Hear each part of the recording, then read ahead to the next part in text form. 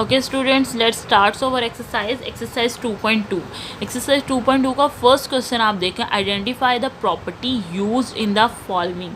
ठीक है, आपने इसमें बताना है कि इसमें कौन सी प्रॉपर्टी यूज़ हुई है, मतलब कुछ स्टेटमेंट्स दी हुई हैं। मैं इसमें से आपको कुछ स्टेटमेंट सॉल्व करके बता रही हूँ, कुछ आप खुद सॉल्व कर सकते हैं। ठीक है, सिर्फ 2-3 जो हैं वो आप सॉल्व कर सकते हैं, बाकी तो इसमें स्टेटमेंट्स दी हुई हैं, आपने उसको बताना है कि ये कौन सी प्रॉपर्टी है, इसमें स्टेटमेंट्स में कौन सी प्रॉपर्टी शो हो रही है। जैसे a+b=b+a।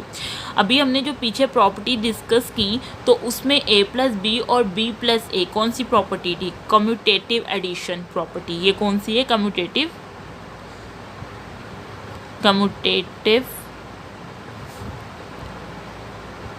प्रॉपर्टी। ठीक है, कम्यूटेटिव प्रॉपर्टी विद एडिशन, जो एडिशन के साथ होती है ना, ये वो वाली प्रॉपर्टी विद एडिशन, ये हम यहाँ लिख देते हैं commutative property with addition. Next हमारे पास है AB multiply C equal A multiply BC। ठीक है, तो ये हमारे पास एसोसिएटिव मल्टीप्लिकेशन प्रॉपर्टी है। ठीक है, एसोसिएटिव मल्टीप्लिकेशन प्रॉपर्टी यहाँ हम लिख सकते हैं एसोसिएटिव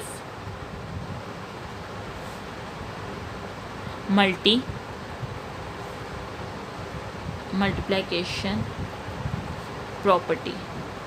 ठीक है, ये हमारे पास ये भी सॉल्व हो गया।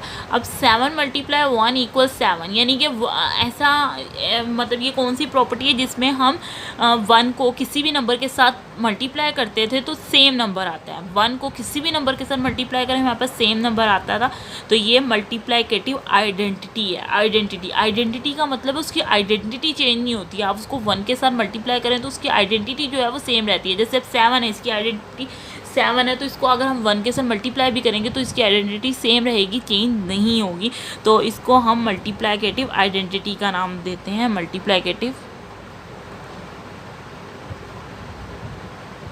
Multiplicative identity.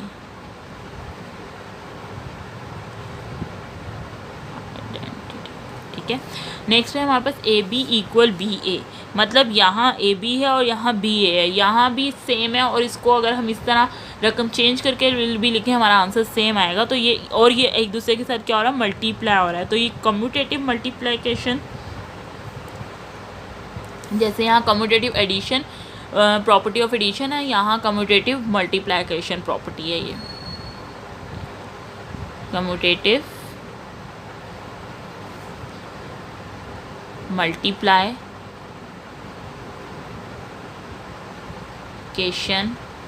प्रॉपर्टी। ओके, अब नेक्स्ट हमारे पास है 7 × 1/7 = 1। ठीक है, ये भी मतलब 7 को, अब इसको अगर आप इसके साथ कटिंग कर देंगे तो आपके पास आंसर क्या आएगा, 1 आएगा। मतलब ऐसी रकम जिसको हम किसी के साथ भी मल्टीप्लाई करने के बाद हमारे पास जो आंसर वो 1 के इक्वल ही आता है। ठीक है, आंसर हमारे पास 1 के इक्वल आता है। हम कोई भी रकम ले लें, उसको मल्टीप्लाई करें रेसिप्रोकल वैल्यू के साथ, तो हमारे पास आंसर जो है वो 1 आएगा। मतलब उसकी रेसिप्रोकल वैल्यू जो सेम होंगी, तो ये हमारे पास मल्टीप्लिकेटिव इन्वर्स होगा, मल्टीप्लिकेटिव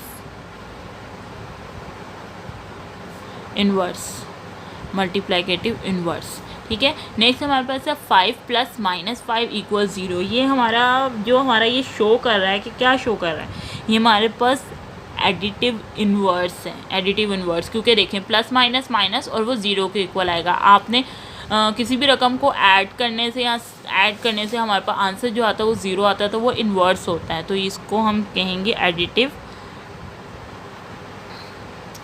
इन्वर्स। ठीक है, नेक्स्ट हम चलते हैं अपने नेक्स्ट क्वेश्चन की तरफ। क्वेश्चन नंबर 2, इसमें इन्होंने कहा है, क्वेश्चन नंबर 2 में हमें उन्होंने कहा है, देखें क्वेश्चन नंबर 2 में हमें उन्होंने कहा है fill in the following blanks by stating the properties of real number used. आपने इनमें जो रियल नंबर्स यूज़ हुए हैं ना, मतलब उनकी प्रॉपर्टीज़ के बारे में बताना है कि वो कौन सी प्रॉपर्टीज़ हैं जिसमें यूज़ हुए हैं। जैसे अब 3x + 3y - x, 3x 3 को y से मल्टीप्लाई किया, 3y plus minus minus 3x आ गया। अब ये आपने बतानी है कौन सी प्रॉपर्टी है।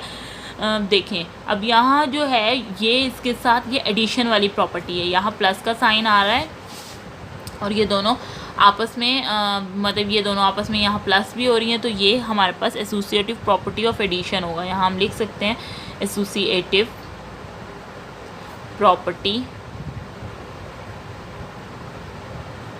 Of addition,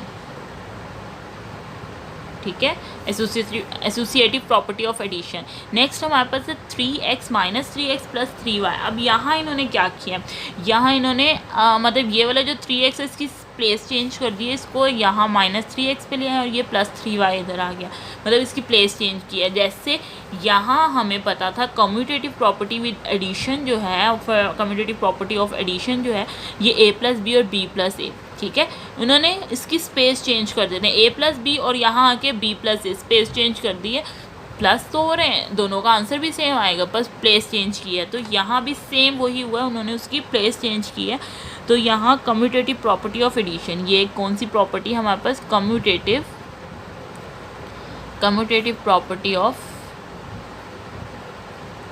property of addition, ठीक है। नेक्स्ट हमारे पास जो है, अब देखें दो वैल्यूज़ हैं हमारे पास माइनस 3x माइनस 3x। अब अगर इसको हम 3 को इसको हम माइनस करेंगे तो हमारे पास 0 आएगा, ठीक है, इनको माइनस करने से हमारे पास 0 आएगा।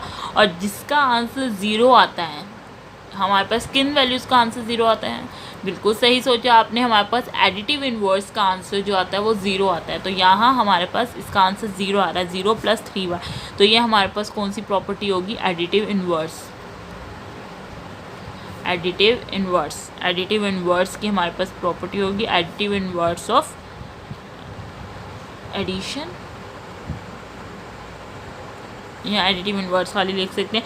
लास्ट प्रॉपर्टी हमारे पास, क्योंकि एक ही हमें सेट दिया हुआ 3y, ये हमारे पास एडिटिव आइडेंटिटी है, इसको हम 1 से मल्टीप्लाई करेंगे, किसी से भी करेंगे क्योंकि हमारे पास सेम ये रह गया। अगर इसको किसी से भी प्लस माइनस करेंगे तो हमारे पास सेम आंसर आता है। तो ये एडिटिव आइडेंटिटी होती है, जिसकी आइडेंटिटी सेम रहती है, वो चेंज नहीं होती। तो ये हमारे पास एडिटिव आइडेंटिटी है। ओके स्टूडेंट, अब हम चलते हैं। आपको यहाँ तक समझ में आया है? अगर आपको फिर भी इसमें कोई मसला हो, आप मुझे कमेंट बॉक्स में क्वेश्चन करके पूछ सकते हैं।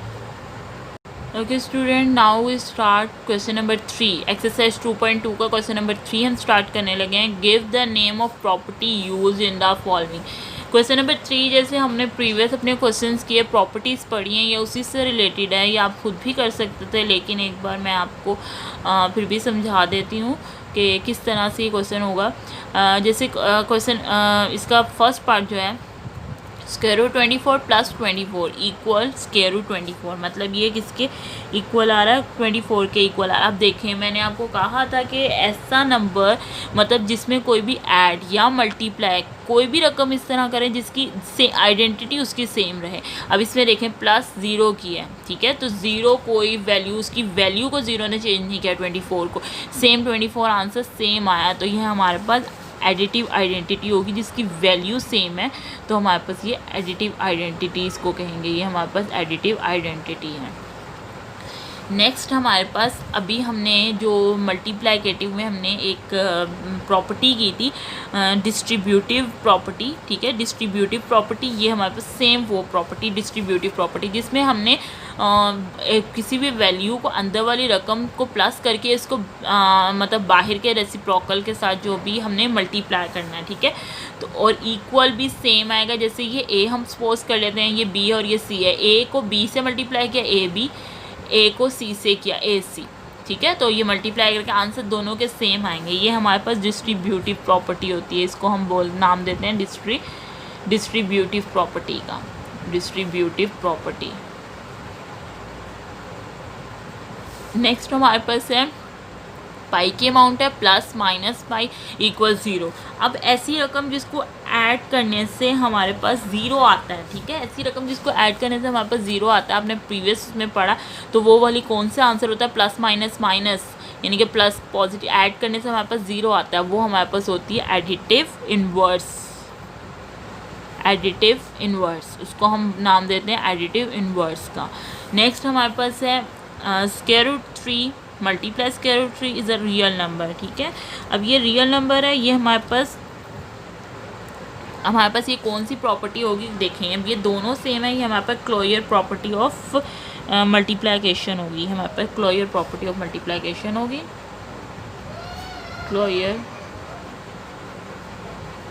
Property of multiplication. नेक्स्ट हमारे पास है -5/8 और -8/5 = 1, -5/8 -8/5 = 1। ये हमारे पास देखें अब यहाँ माइनस माइनस प्लस ये 1 के इक्वल आएगा, जब 1 के इक्वल आएगा मल्टीप्लाई में ये 5 से कटिंग हो जाएगा, 8 से कटिंग हो जाएगा, ये इक्वल 1 के आएगा, तो ये हमारे पास मल्टीप्लिकेटिव इन्वर्स होता है, मल्टीप्लिकेटिव इन्वर्स, इसको हम मल्टीप्लिकेटिव इन्वर्स का नाम देते हैं। ठीक है, इसी के साथ हमारी एक्सरसाइज 2.2 कंप्लीट होती है। अब हम मैं आपके साथ अपनी नेक्स्ट वीडियो में मिलूँगी एक्सरसाइज 2.3 में, जिसमें हम एक्सरसाइज 2.3 करेंगे। ओके, टेक केयर, अल्लाह हाफिज़।